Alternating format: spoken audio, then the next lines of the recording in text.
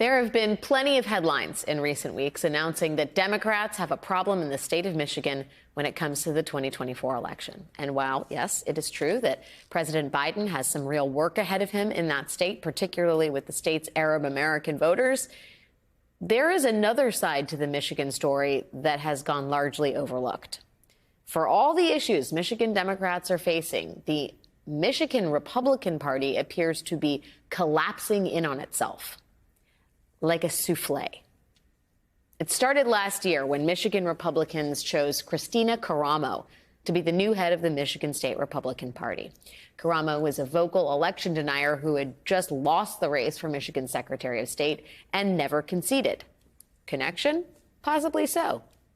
But Michigan Republicans decided to put Ms. Karamo in charge of their party anyway. And then they immediately started fighting about it. Literally. That spring, not one, but two consecutive meetings of the Michigan Republican Party broke into physical altercations, one of which involved testicle kicking, chair slamming, and a broken rib. After Ms. Karamo's first year as chair, the Michigan Republican Party is in dire financial straits. That, in turn, has led to accusations that she has misused party funds. And so in January, a faction of the party voted to oust Ms. Karamo. They elected a new party chair.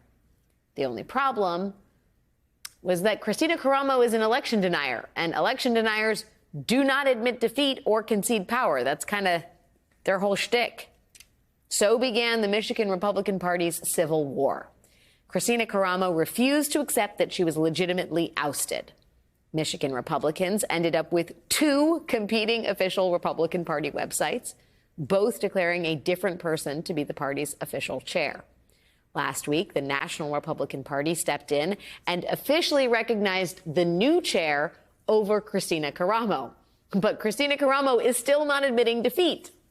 That's the crazy thing about election deniers. Karamo called the National Republican Party's endorsement of the new chair sabotage and discriminatory.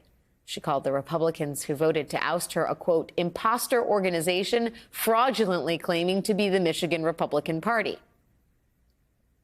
It's not like she's been doing this from the sidelines either. In addition to the party's social media accounts, Kristina Karamo reportedly still has control of the party's bank accounts and assets. And now this is all about to interfere with a Republican primary in the state. To be clear, this was already going to be a confusing year in Michigan Republican politics because of some complicated calendar shenanigans, which I literally don't have time to get into right now. Michigan is holding both a Republican primary and a Republican caucus convention this year. The primary is set to take place on February 27th, and the caucus convention is set to take place 4 days later on March 2nd. Now, if you're wondering, what's a caucus convention? You can sort of think of it like the Iowa caucuses, but instead of having caucus sites across the whole state, the whole thing will be held in one place. Or at least that was supposed to be how it worked.